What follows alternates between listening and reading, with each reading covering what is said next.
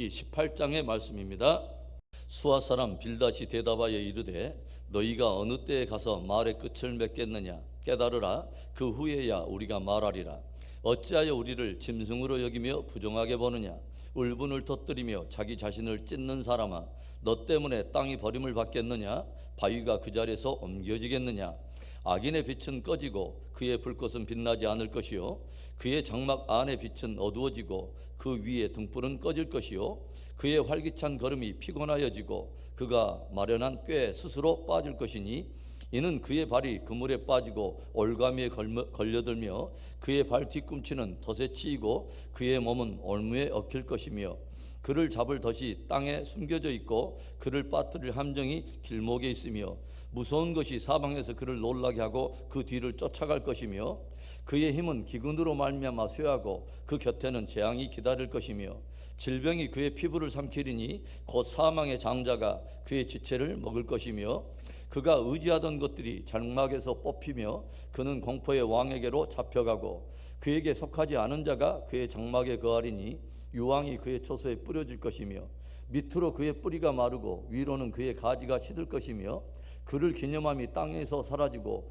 거리에서는 그의 이름이 전해지지 않을 것이며, 그는 광명으로부터 흑암으로 쫓겨 들어가며 세상에서 쫓겨날 것이며, 그는 그의 백성 가운데 후손도 없고 후예도 없을 것이며, 그가 거하던 곳에는 남은 자가 한 사람도 없을 것이라. 그의 운명에 서쪽에서 오는 자와 동쪽에서 오는 자가 깜짝 놀라리라. 참으로 불의한 자의 집이 이러하고 하나님을 알지 못하는 자의 처소도 이러하니라. 우리들이 신앙생활을 하다 보면 어떤 주제에 대해서 각자가 이해하는 관점과 또 어떤 이해가 다르기 때문에 누군가와 부득불 논쟁을 하게 될 때가 있습니다. 그런데 이때 나의 이해와 관점이 옳다는 것을 주장하는데 지나치게 몰입하다 보면 논쟁이 과열되어서 감정이 실리게 되고, 또 결국은 서로에게 상처만 남기면서 관계가 무너지기도 하죠. 신앙적인 관점이 서로 달라서 누군가와의 논쟁을 하려고 하는 성도들에게 저는 종종 이런 말을 들려줍니다. 논쟁에서 이기는 것보다도 훨씬 더 중요한 것이 있다는 것을 기억하십시오. 논쟁에서 이기는 것보다도 훨씬 더 중요한 것은 사람을 세우는 것입니다. 차라리 논쟁에서는 지십시오. 그리고 사람을 세우고 사람을 얻으십시오. 이런 말을 저는 들려줍니다. 여러분, 우리들이 누군가와의 논쟁에서 나의 관점이 관철이 되고 결국 내가 옳다는 것이 입증되었다 할지라도 결국 사람의 마음이 무너지고 사람을 잃게 되었다면 그것은 참다운 승리라고 말할 수 없는 것입니다. 저는 우리 믿는 성도들의 대화는 서로가 정말 유익이 되고 서로를 세워주는 그런 믿음의 대화여야 한다고 생각을 합니다. 그렇기 때문에 성경은 우리에게 하나의 아주 심오한 지혜를 도전하는데 무엇이냐면 남을 나보다 낮게 여기라는 것입니다. 우리들이 진실로 나보다 남을 낮게 여길 때 내가 주장한 것이 옳다는 것을 관철하고자 하는 높은 마음이 아니라 그 사람에게서 들으려 하는 겸손함으로 접근하게 되고, 서로가 다르다고 하는 것이 틀린 것이 아니라 서로가 다를 수 있다는 다양성을 서로가 인정하게 된다고 하는 것이죠. 남을 나보다 낮게 여길 때 우리들의 대화의 어투나 또는 말하는 자세도 부드러워질 것입니다. 나의 경험과 지식이 모두 옳은 양 그것을 결론처럼 이야기해버리면 표면적으로는 나의 강함이 드러나게 되고 나의 관점이 관철되어 보이는 것 같지만 사실은 사람을 잃어버리게 되고 누군가를 세우는 것이 아니라 결국 무너지게 하는 결과를 가져오게 된다고 하는 것입니다. 그리고 이것은 하나님이 기뻐하지 않는다는 것이죠. 욥의 고난에 대해서 그의 친구들이 접근하여 들려준 권면의 말들은 온통 은밀한 정죄와 비난의 말들이었습니다. 그러자 멀리서 온 친구들에게서 일말의 위로를 기대했던 이 욥의 마음도 상심이 되어서 더불어 이제 변론을 시작하는데, 자기들의 충고와 가르침을 받아들이지 않는 욥을 향해서 친구들의 감정이 점점 격양되고 욥을 비난한 그 수위도 점점 높아집니다. 오늘 빌닷의 격앙된 말들을 들어보면 이제는 아예 욥을 악인으로 정죄하고 욥의 고난은 그의 죄악으로 말미암은 결과인 것을 아예 못을 박는 것을 우리가 보게 되죠. 악인의 빛은 꺼지고 그의 장막은 어두워질 것이며, 악인은 재앙을 받아서 질병과 사망이 그를 추적하게 되고, 소돔과 고모라 성에 유황이 뿌려진 것처럼 그의 장막에는 유황이 뿌려질 것이며 그에게는 후손도 후예도 없게 될 것을 진술하면서 지금 욥이 현재적으로 당한 이 고난을 빗대어서 정죄하고 있다고 하는 거죠. 그리고 지금의 이 고난과 시련의 현재적인 상황은 욥이 악인이라고 하는 것을 드러내는 확실한 증거인 것을 계속 선언하고 있습니다. 오늘 우리들이 빌닷의 논조를 우리가 접하게 되면서 느끼게 되는 그의 모순은 무엇입니까? 정말 빌닷이 한 번쯤 스스로에게 물어야 될 깊은 질문은 무엇일까요? 첫째로는 고난은 과연 무조건 죄의 결과인가 하는 것입니다. 3절과 4절의 말씀, 어찌하여 우리를 짐승으로 여기며 부정하게 보느냐? 울분을 터뜨리며 자기 자신을 찢는 사람아, 너 때문에 땅이 버림을 받겠느냐? 바위가 그 자리에서 옮겨지겠느냐? 서로 변론하면서 자신의 주장을 받아들이지 않는 욥에 대해서 빌닷의 감정이 점점 격앙되면서 빌닷은 욥에게 어찌하여 너는 마치 우리들을 부정한 짐승처럼 보느냐 따집니다. 그리고 너는 울분을 터뜨리며 자신을 찢는 사람이라고 비난을 해요. 무슨 말일까요?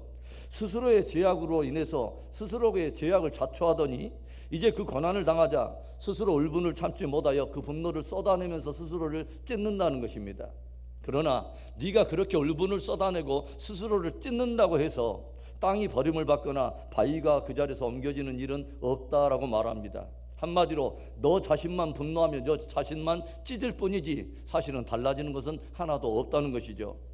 빌닷이 욥을 향해서 그렇게 강한 어조로 계속 논쟁을 벌이는 이유가 뭐죠? 스스로의 경험과 지식이 옳다는 것에 대한 지나친 확신과 그것을 받아들이지 않는 상대에 대한 분노 때문입니다. 그러나 빌닷의 주장을 쭉 살펴보면 우리들은 진실로 빌닷이 스스로 물어야 될 질문이 있다는 것을 우리가 발견하게 되죠. 과연 그가 옳다고 생각하는 것처럼 과연 고난이 무조건 죄의 결과인가 하는 것입니다. 많은 사람들은 인과응보의 세계관을 가지고서 여러 대상과 어떤 사건을 판단하죠.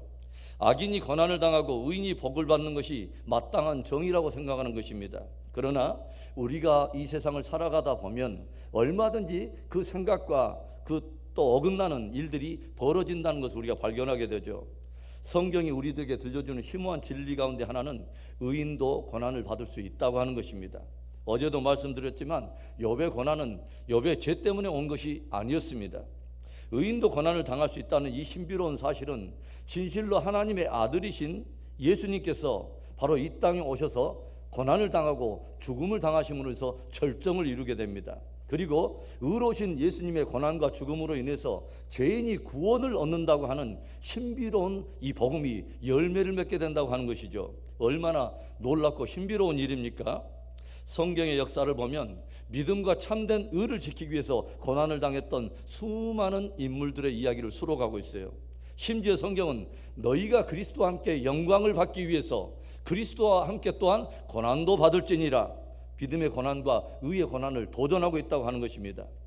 죄로 인해서 당하는 고난에 참여하지 말고 의와 믿음을 지키기 위해서 당하는 고난에 기꺼이 참여하는 신실한 믿음, 성숙한 믿음의 사람 되기를 주의 이름으로 축원합니다. 오늘 빌닷의 주장에서 그의 모순은 무엇이며 빌닷이 스스로에게 물어야 될 질문이 무엇일까요? 두 번째로 악인의 형통은 어떻게 해석할 것인가 하는 것입니다. 악인의 형통을 어떻게 해석할 것인가? 오늘 빌닷은 악인에 대한 심판적 재앙에 대해서 아주 신랄하게 나열하고 있어요. 악인의 빛은 꺼지게 되고 그의 장막은 흑암에 들어가게 되고 그의 발걸음은 올무에 갇히고 기근으로 인해서 힘이 쇠약해진다고 하는 거죠. 악인이 의지하는 모든 것은 다 뽑히게 되고 그의 이름과 영예가 다 사라지게 될 것이며 그의 백성 가운데 후손도 후예도 없게 되어서 그와 그의 자손과 그의 장막에 임한 심판적 재앙을 바라보는 모든 이들조차도 심히 놀라게 될 거라고 하는 것입니다. 빌닷의 이 논조에 따르면 의인은 반드시 형통하고 잘되며 악인은 반드시 심판을 받고 재앙을 받는다는 거예요. 그렇다면 현재적으로 형통하고 잘되는 것이 다 의에 대한 결과인가 하는 것입니다. 그리고 또 현재적으로 고난과 재앙을 지나고 있는 사람들은 다 악에 대한 결과와 보응을 받는 것인가 하는 것이죠. 그렇다면 현재 그가 처한 상황과 형편이 그가 악인인가 선인인가 하는 것을 판단하고 분별하는 유일한 기준이 되는가 하는 것입니다.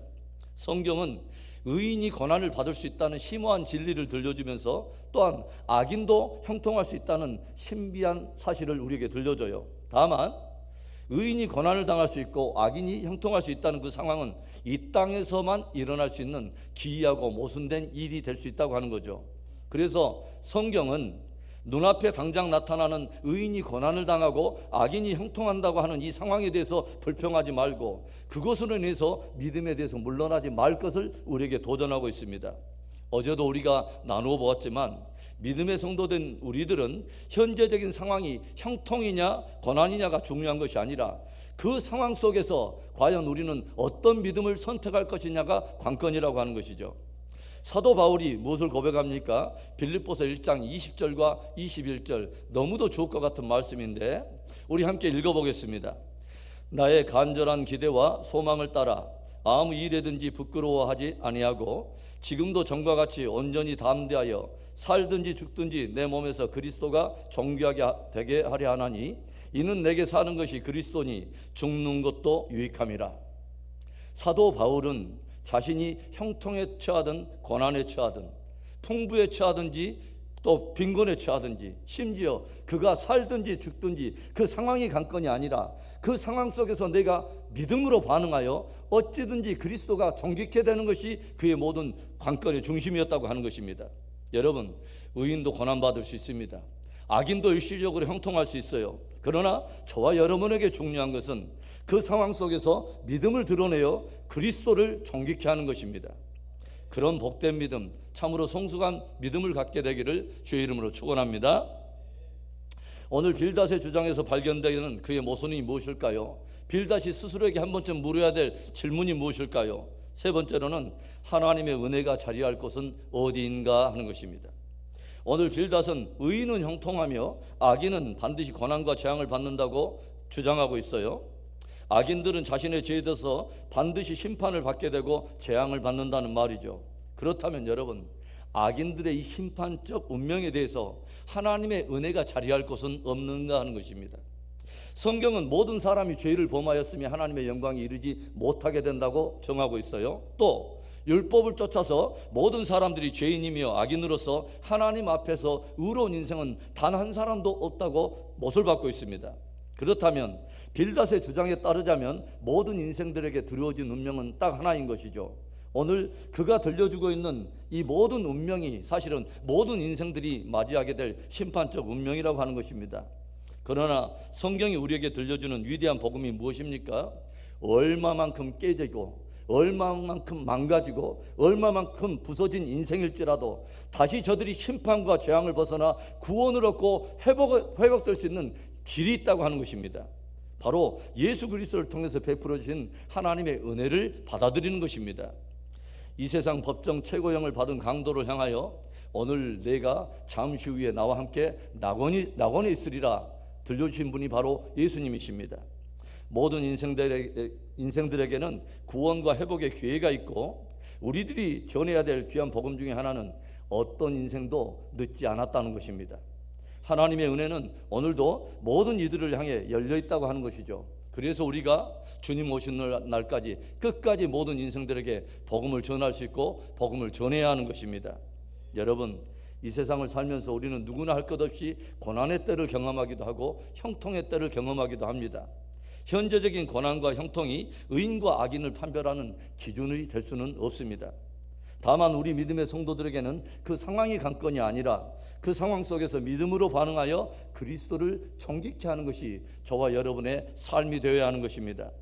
우리들이 깊이 기억해야 할 것은 믿음으로 나오는 모든 자들에게 하나님의 은혜는 오늘도 활짝 열려 있다고 하는 것입니다. 오늘도 범사에 저와 여러분으로 인해서 주님이 존귀케 되는 복된 하루가 되기를 주의 이름으로 축원합니다.